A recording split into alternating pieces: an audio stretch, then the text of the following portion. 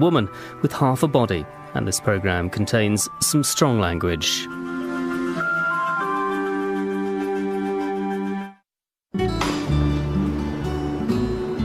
Rose Siggins is a rare kind of woman. Cars, trucks, V8 engines, and all things automotive are her great passion in life. She's had an oily wrench in her hands ever since she started playing in her dad's toolbox at the age of 3. Rose also only has half a body. But that's not stopping her from rebuilding a 1968 Mustang, which she plans to race. Any barrier set in front of me is just an obstacle, and it's a challenge to me. It's a challenge for me to overcome it.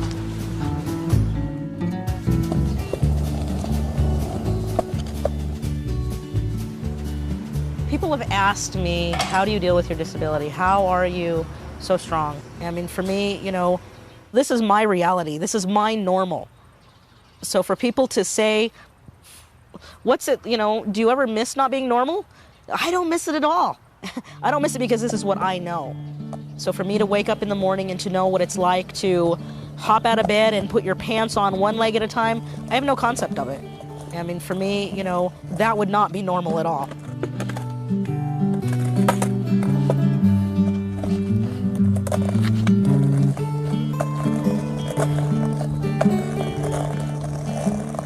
If you take a Barbie doll and you take both of the legs of the Barbie doll and you snap them off, the region that is left is what I have. So I have all the female working organs.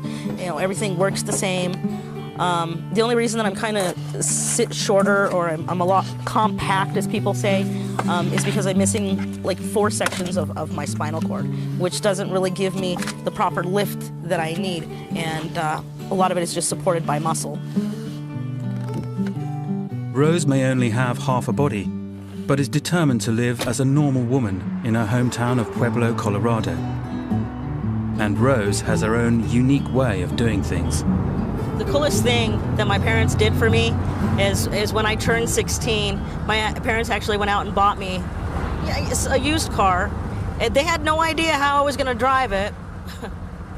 Me and my dad, you know, we figured it out, and my dad fabricated a set of hand controls.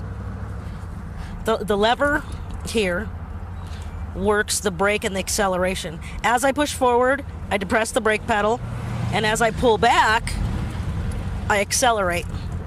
This would work the same as, like, I guess, like flying a helicopter, because all your controls are at your hands.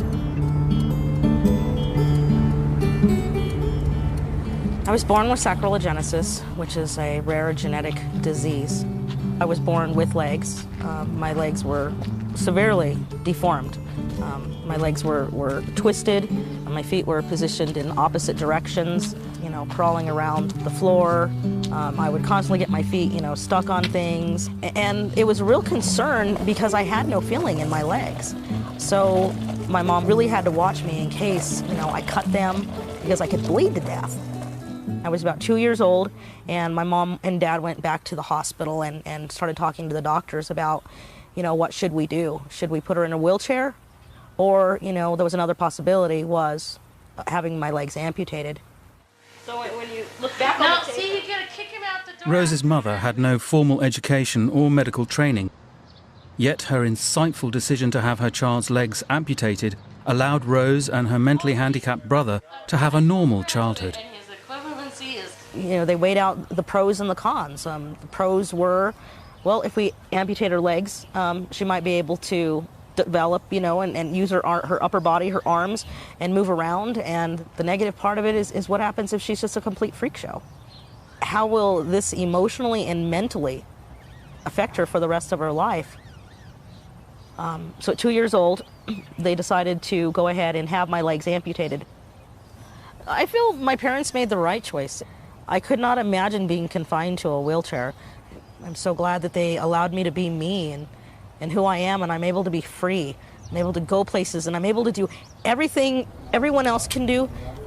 I just do it a little bit differently. So I'm so thankful that they made that choice.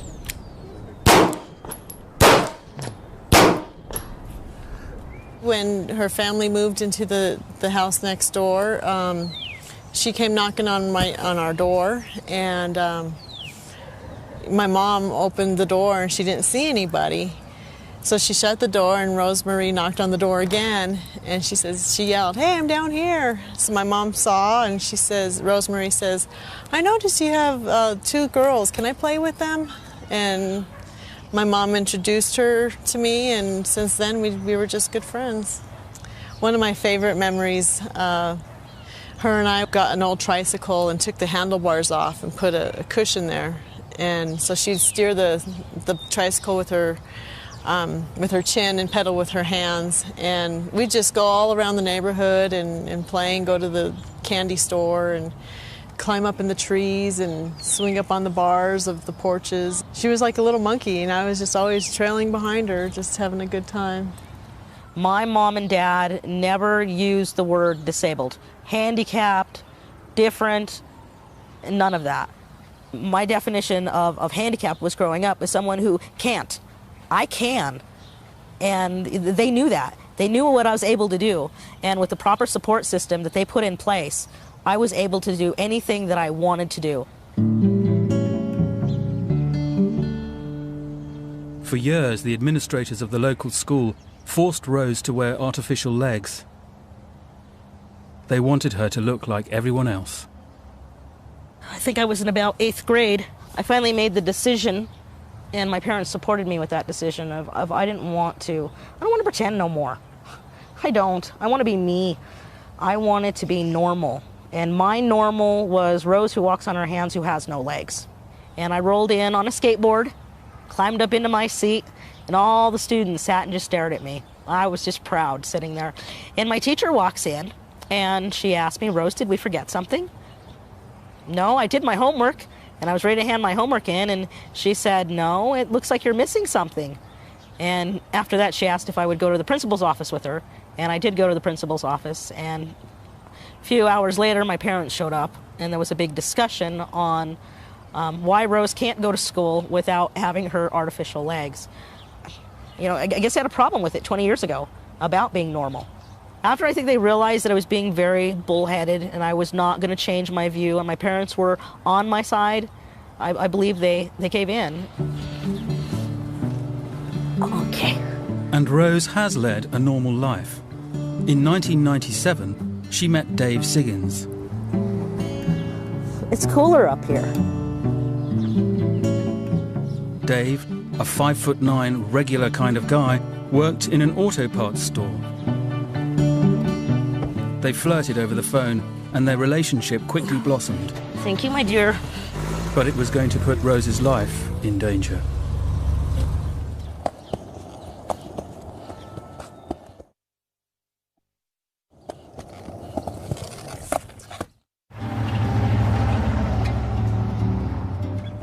On Saturdays, Rose and Dave hit the Red Top Diner for the biggest burgers in town. Hey, Rose and I met when Rose was working in an automotive garage and I was working in an auto parts store. She used to order parts from us all the time. We'd always joke back and forth over the phone, you know, just kind of poke fun at each other, joke back and forth between our delivery drivers. It was all just a lot of fun and games over the phone. And she came in to the store one day on a skateboard, which I thought was the most wonderful thing in the world. So I just came over to ask her if she needed parts and stuff. He actually dropped down, you know. I mean, he was kneeled on the floor, and he came down to me, and I thought, before one word came out of his mouth, I realized, wow, this guy's kind of cool, you know. I never really had people do that. You know, immediately I had an interest in him, you know, just because he was fun to talk to on the phone, and just, you know, in person he was cute. And it was just, you know, really nice when he asked me if I liked to go out and have a drink. So, you know, I was okay. We wound up creating a very solid friendship. And I know for myself, I have to admit, I was more interested in him than just a friend. And I just kind of waited for him. When we went to go to get married, I always told her at least she would never have to worry about getting cold feet since she didn't have any. So, you know, that was one thing she didn't have to worry about, as being the new bride.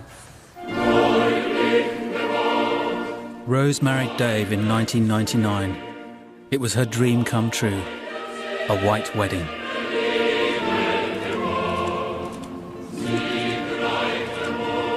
We actually went to a bridal shop, and I had this cute little top made and for me. And went and that morning had my hair done, me and my mom. It was nice. I had a little chair set up for me, so I went ahead and I sat in my chair. So, you know, Dave and I were not necessarily the same height, but wasn't a lot of difference between us. And then that's when we got married. Yeah, cake was bigger than you were. Yeah, it was. That was interesting. I mean, I grew up like a tomboy, so it wasn't like I always had it pictured, you know, I'm going to get married to my Prince Charming who's going to come riding in on a horse, you know, and he's going to sweep me off my hands, and, you know, we're going to live in this, you know, this beautiful white house with a white picket fence, and we're going to have these 3 wonderful kids. I always pictured I would get married one day. I can't be that bad. Someone has to like me somewhere.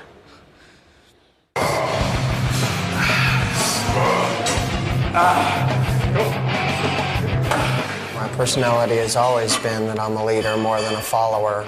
I have an innate need to want to take charge, be in control. When we were first together, staring was a big problem, you know, so here I am wanting to be that alpha male and stand up, what you looking at, you know, can't you stare somewhere else? And after a while you realize that you don't have to be that big old macho male.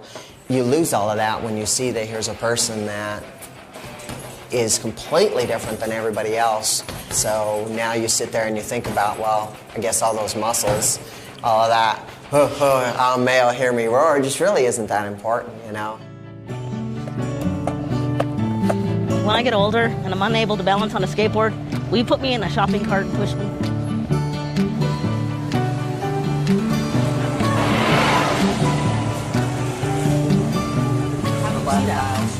People do stare. I think kids and adults, they both kind of stare equally the same, just children are just more obvious at what they do.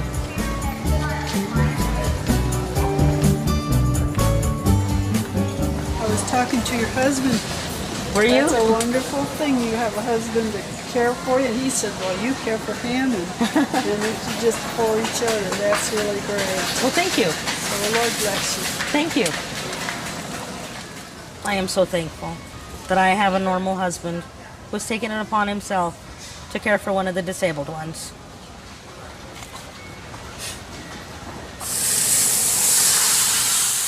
Yeehaw! Flamin' fire! There was no criticism from my friends about who I was with or why I was with her. You expect that your friends would be saying, you know, hey, why are you with a girl with no legs? Couldn't you find something better? You know, I can't believe you're with her.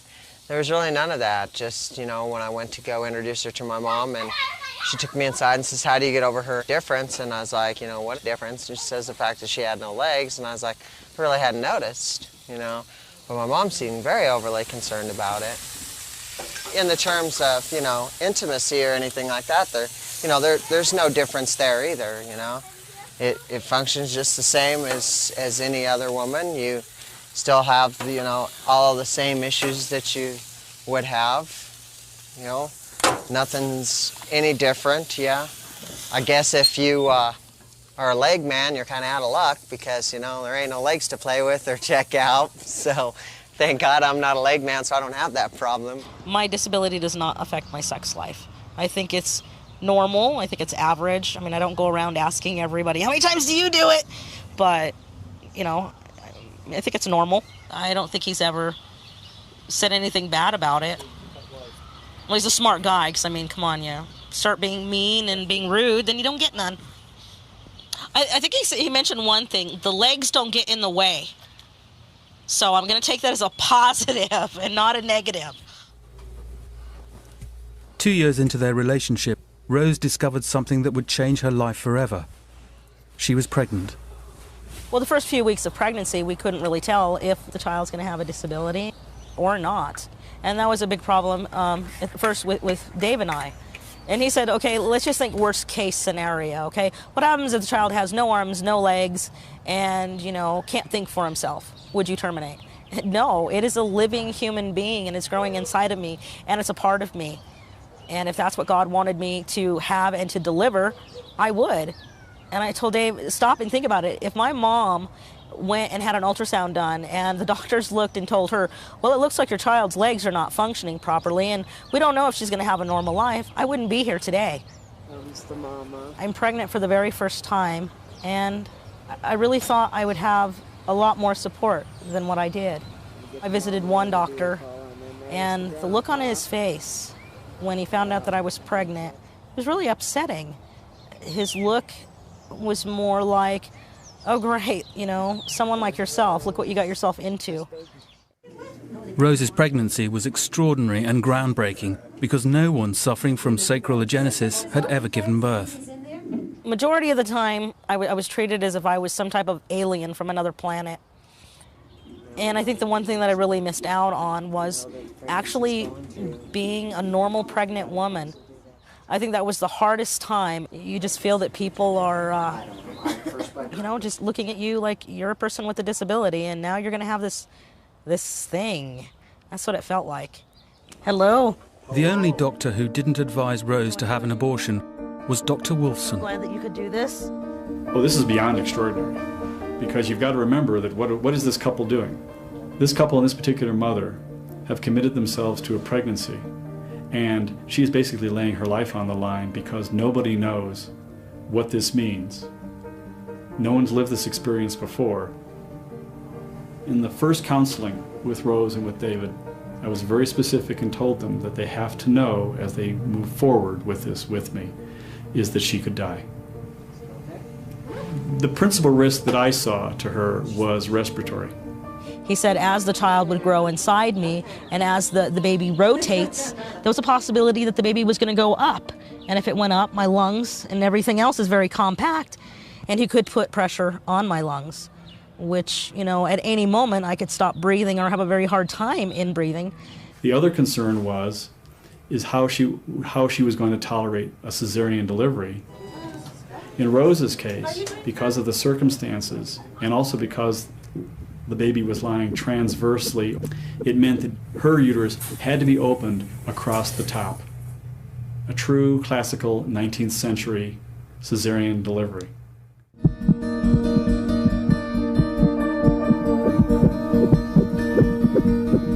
I was very emotional. I know they were, you know, getting ready to wheel me up to the operating room, and my mom was present. I remember looking at her and I told her, you know, well, Mom, you know, if there's any type of complications in the pregnancy and you have to make a decision between my life and Luke's life, don't worry about me, take Luke. Just worry about the kid. That's all I wanted. That cesarean in itself was a more difficult one to do. It's associated with a higher blood loss, potential risk for hemorrhage, potential risk for a hysterectomy.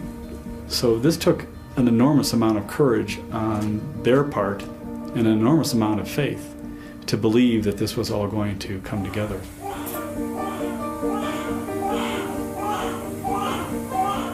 And the next thing was waking up, and I remember my stomach was very sore. It felt like I had just got socked in the stomach, and I remembered immediately I had a baby. And the first things out of my mouth was, where's my child? Where is he? Where is he? And they actually allowed me to go down to the neonatal unit where he was. And when they wheeled me in to see him, I remember he was laying there and he's just crying up a storm. And, you know, they handed him to me and I was holding him. And I remembered opening up the blanket on the bottom, and I remember looking at his little toes, and I remember counting them. And I remember counting all 10 of them, and I thought, he's complete. He's fine. We're going to be okay. Well, I consider the pregnancy a miracle in its own right, because so many things seemed to happen that worked in the way to create a positive outcome.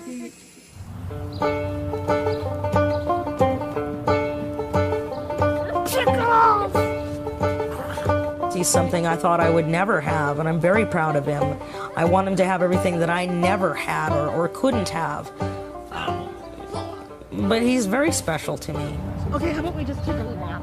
I didn't think at one point in my life I was going to have children, especially have a normal child. 1, 2, 3, So I'm very proud of him because he is my miracle.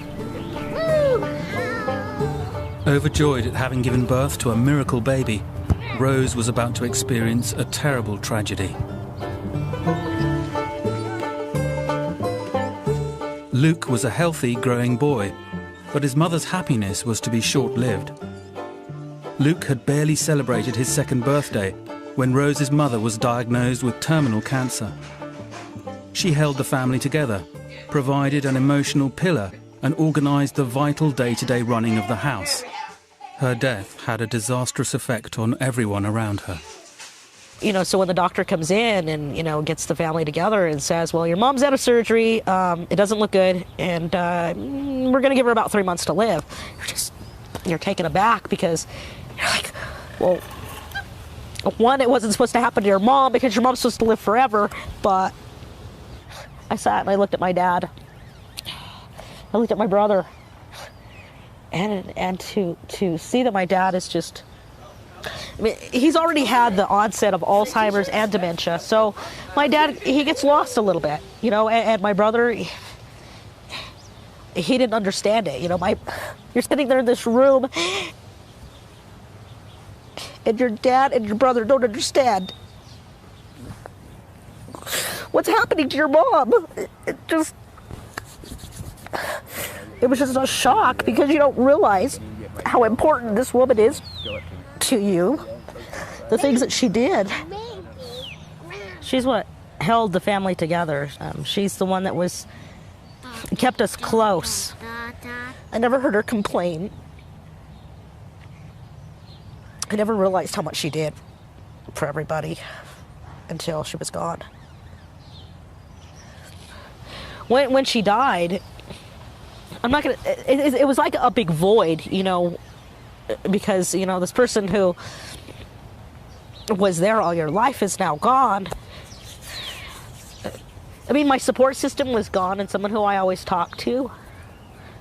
I knew at that moment that I had to step up. I was the next person in line to keep the family together. Everything that my mom did and how she handled things, it was going to be my job. After her mother died, Rose moved back into the family home. As well as looking after her young son and husband, Rose now cares for her dad and brother.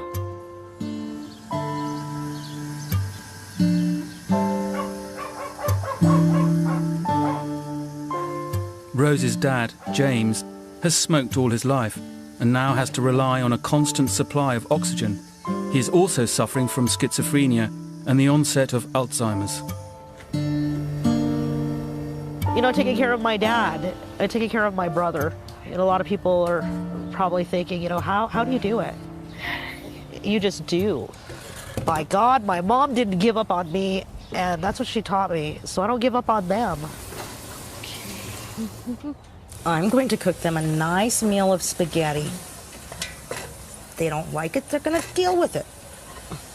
My dad over the years is just, kind of slowed down in his cooking. So I think my dad was very happy when he realized that we were, going to move over because, now he gets the home-cooked meals like Mom made. And I know he's really missed that. After Mom died, it seemed like a lot of the love in the house had left. There was a lot of sadness and a lot of, just really gray feeling in the house. And now with us being here, my dad has made comments of, it's really nice to hear a child's laughter again, having Luke in the house. My brother, on the other hand, I think he enjoys it, but he doesn't deal with change very well. And I know he's still dealing with the death of Mom. And I know it bothers him a lot. You're done tonight, Mom. Good thing you have glasses.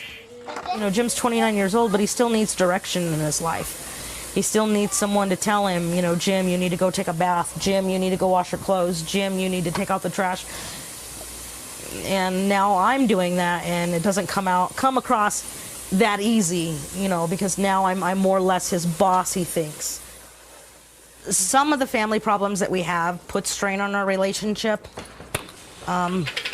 So, you know, it can become very stressful at times, because sometimes I wish I just had a normal family. I wish I had a dad who wasn't suffering from Alzheimer's or dementia or being schizophrenic. And sometimes I wish I had a brother that I can actually sit and talk to about the everyday things that happen in life, you know. And, you know, Dave tells me not to worry about it because, as he says, my family is more normal than the average family in America.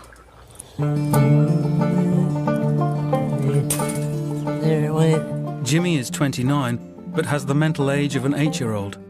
He is on psychotropic medication, needs regular supervision, and has occasional violent outbursts.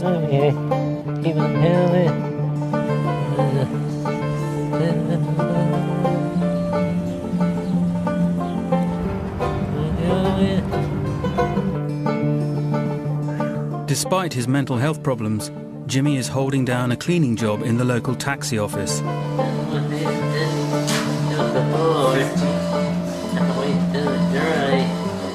While everything is going well at work, Jimmy's erratic behavior at home is about to get him into trouble.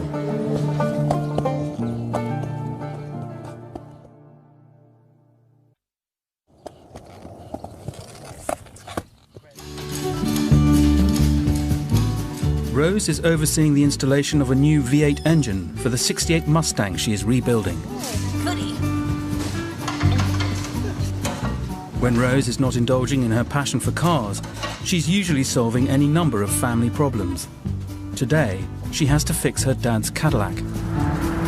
The reason I fixed my dad's Cadillac is my dad allowed my brother to drive the Cadillac. I just handed him the keys one day and told him, here you go, you can go ahead and just drive yourself to work. And my brother doesn't know how to drive, doesn't have a driver's license, and about 3 blocks away, he wound up taking the car over the curbing. Jumped the curb, bruh. Yeah.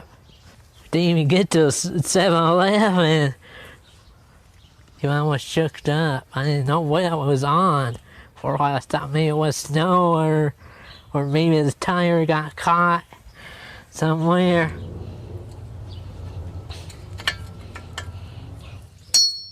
You know, a lot of people with disabilities feel that life owes them something, and I was raised in a way that no one owes you a dime. The world doesn't owe you anything. This is what you have, and you use your resources, you know, and you get through life. My personal opinion is, you know, get up and go for it. Just do it.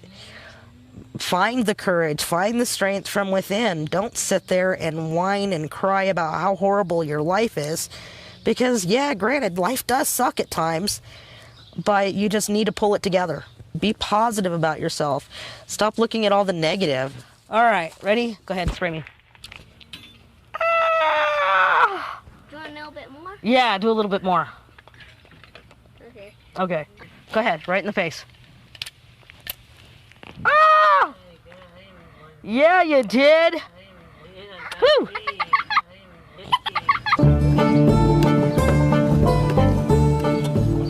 There are more males in this house than females.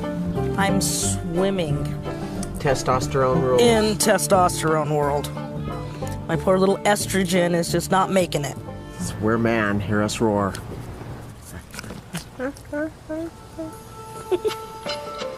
Rose's troubles are about to go further than a broken axle and a house full of men. Jimmy lives in the basement with his pets and is finding it hard to cope with the loss of his mother. That's a hamster. After a little pack rat, anything they could be. I got four hamsters. What's this one called? I don't know what I call them anything. It's like a being Johnny and Mo, anything, huh? Miss my mom a lot. Yeah. How come? Because she used to help me out. Yeah. Everything was gone now. Because Mom passed away.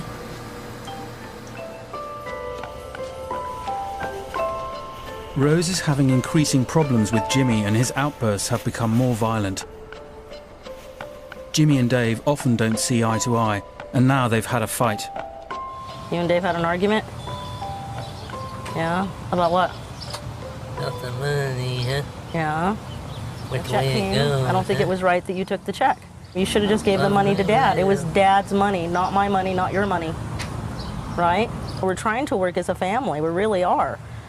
And Dave's a part of the family. After this, yes. And whether you like him or you don't like him, we all have to learn how to live together. And we're having lots of problems doing that. Why do you always have the attitude? I mean, Dave tries very, very hard to be nice to you. He buys you things, and then you do stuff. And it really hurts his feelings. It's like Dave never threatens you, but you threaten him. And you threaten Dave all the time. Call the cops. Hurry, get him in here. I don't want the cops to come here. You're angry, and I don't know why you're so angry. What are you angry with? Lost her. Lost a mom. You think Luke likes seeing his uncle get all upset and start screaming and yelling, threatening his daddy? That's his daddy. Yes, I know it is. If I go get the sheriff, everybody in here to strain something out. I'm just saying that you have to think that your actions do hurt other people. Hey, fuck this family. Where are you going, Jim?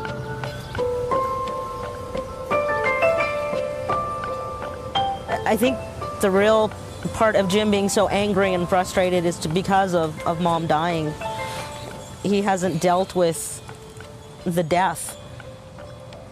You know, he hasn't gone through all of the emotions. We have to remember that his mentality isn't 29 years old. He physically may look like it, but he's not. You know, he's dealing with it as a child does. All I can do now is sit and wait for him to come back and, you know, just give him a chance to cool off a little bit. Are you girl crazy? No. Yes, look at you. Rose is not the only one affected by family problems. Dave is feeling the strain. Nobody. What happened to Elizabeth? 6 years into their marriage, he often feels left out, as Rose now devotes her emotional energy to Luke and the rest of the family. I don't know. Rose is not a very compassionate, very touchy-feely person. She is to the underdog, to the weak, to Luke, but she's never been that. As far as, you know, let's hold hands, let's be rubby body, huggy, kissy. She's just never been that type of a person. And what little there was is diminished greatly due to there being so much on the plate. You know, he does sometimes complain about, you know, not getting as much attention as everyone else does. Because before it was just, you know, him and Luke. And now he has to share me with my dad. And he has to share me with my brother. And, you know, he realizes that a lot of the times he doesn't come first anymore. And, you know, sometimes I just take it for granted that, you know, Dave's okay and he really doesn't need me that much. But in reality, you know, he still does. Here you are feeling all romantic and feeling all, you know, got the hormones a-going, and the wife's just like, you know, I'm tired, I'm cranky, I've been dealing with stuff all day long, you know. Yeah, anybody'd like to have tons of romance in that, but come on. We all know as guys, the romance is to get them there and to get them hooked. And once we get them hooked, I don't know what it is about us, but we forget the flowers, we forget the opening the doors and pulling out the chairs. So maybe if I go more back to that, I might help some of the romance side.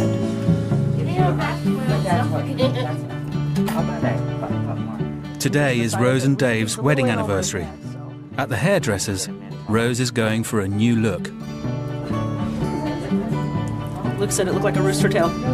I know, well, it's supposed to be. Very good. Thank you.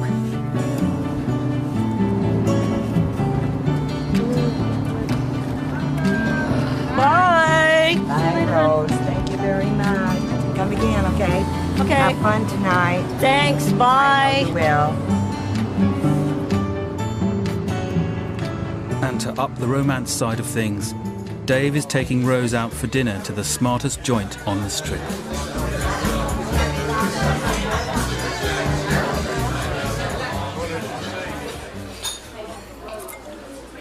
I'm a cheeseburger type of girl.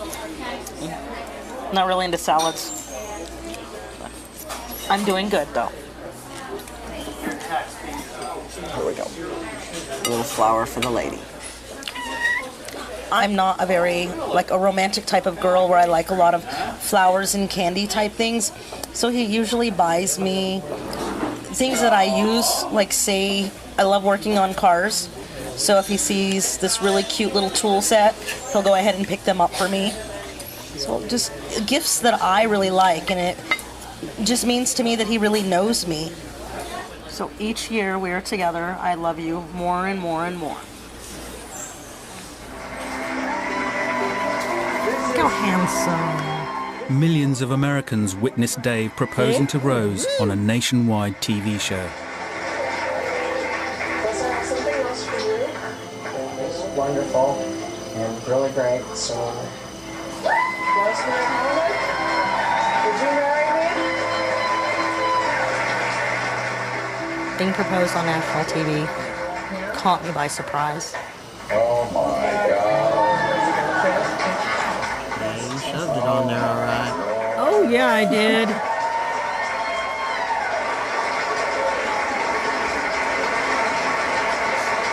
And I was kind of just waiting around for him to pop the question. I didn't think he was going to pop the question on the Maury Povich show. But I have to say, it was really nice to be able to share my proposal with all of America.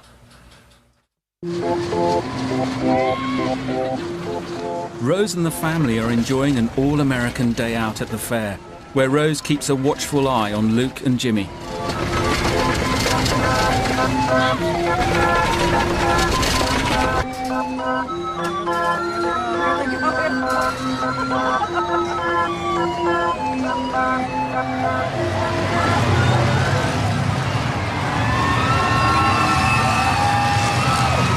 Rose's story, as a woman who has overcome bewildering obstacles and succeeded despite seemingly impossible odds, is a real-life example of the American dream. However, away from the limelight and behind a determined self-assurance, there is another side to Rose. With the usual day-to-day problems and the added stress of Jimmy's erratic behavior, Rose finds the crowds and people staring at her difficult to handle.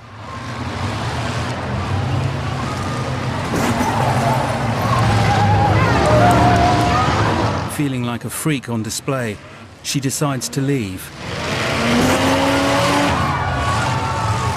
A rare day when Rose failed to cope and family tensions are about to get worse.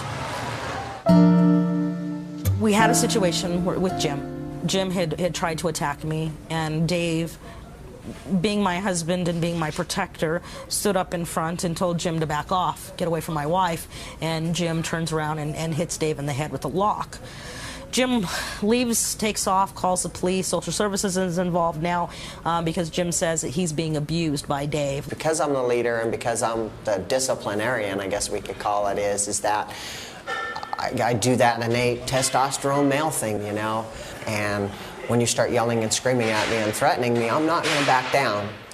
And when that happened and he did become aggressive, all I did was come right at him and go toe-to-toe, face-to-face. And I'm sure he felt threatened too. And he's feeling, oh my God, he's gonna beat me up. And his first initial reaction, boom, you know, there went the chain. I didn't even see it coming. And it was like, oh my God, you know, and then you're standing there and then you're going, oh. Okay, these are medicine I take. Yes, the one's for depression. See, they take 2 of them to control the brain. Relax the brain or something. That helps me not to get anger on someone. If I don't take them, I could die. Okay, Jimmy? What? How you been? Real good. Okay. Following Jimmy's outbursts, social services are paying the family a visit. Yeah. Rose and Dave feel Jimmy needs to learn to be more independent. Your family here, I've talked to them a great deal, and they feel that it's a good idea that in the future you live alone. That's our mission, to make people with handicaps more self-independent, right? Okay, so that's what we're going to do for you. Jimmy, it's a good thing, buddy.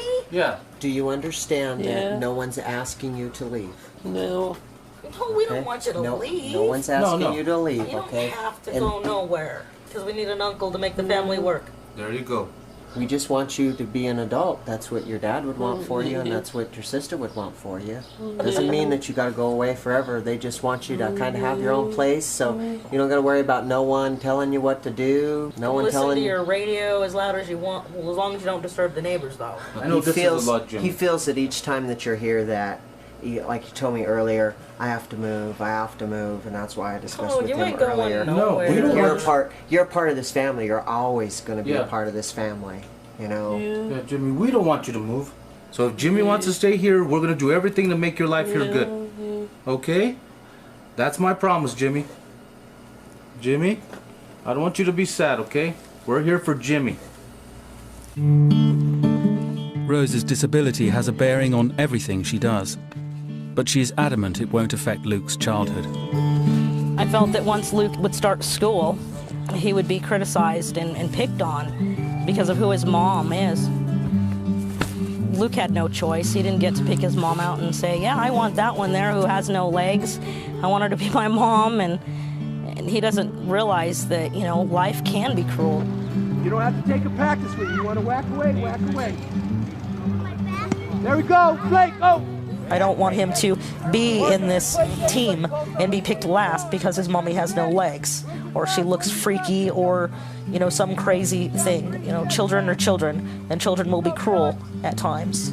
And I want to, you know, protect him from it. Hi, everybody. My name's Rose, and I'm Luke's mom. Well, what I wanted to talk to you guys about was my disability. When I was really, really little, I was sick, and I had sacroiligenesis. And to make me better, the doctors decided that they were going to amputate my legs. Does anybody know what amputate means? Okay, amputate means that to make me better, the doctors decided that they were going to do a surgery, and the surgery they were going to perform was going to take my legs away. So I'm kind of a normal mom, just a little bit shorter than everybody else. How do you actually walk? How do I walk? Well, just kind of like you guys with legs. I just one arm in front of the other, and I just move myself along. Just like that. And a lot of people say that when they watch me move around, they say it's kind of like a monkey kind of moving around, you know, because I kind of climb up on stuff. 1, 2, 3, booyah!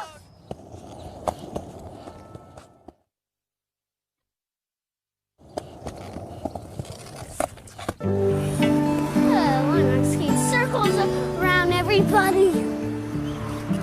Once Luke had an interest in hockey, I came down here to the ice arena, and I wasn't able to be that mobile. Kind of like Luke's idea, because he said, well, gee, Mommy, you use wheels on your skateboard. Why can't you just put skates on your skateboard? So I took one of my old skateboards, started drilling holes and bolting them up, and it actually worked pretty good. Wow!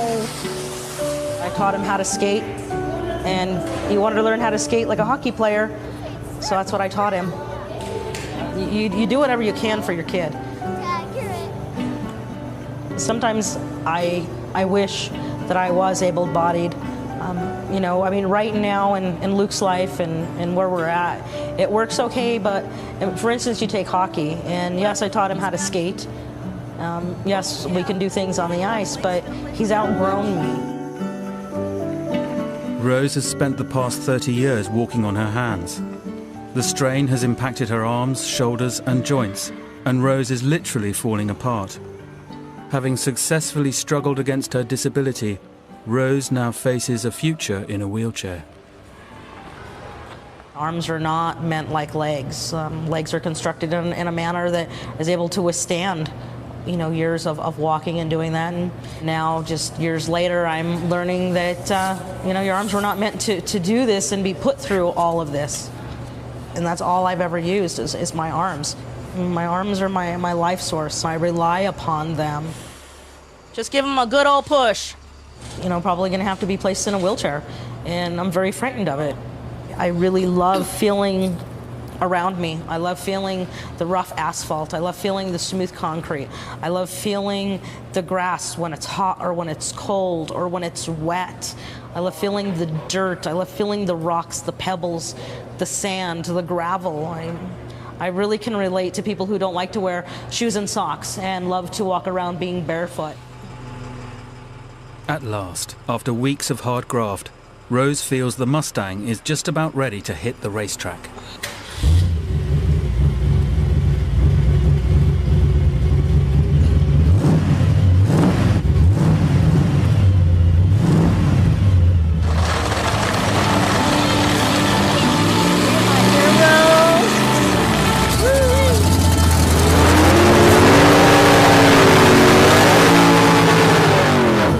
Compete with these souped-up muscle cars, Rose has to reach speeds in excess of 150 miles per hour on this quarter-mile track. I need you to roll your window up. Okay. And have fun. Thanks.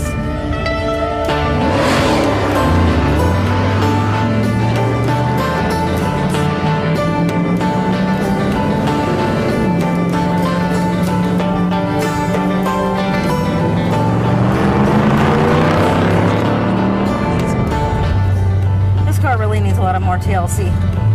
I don't even think we hit 40.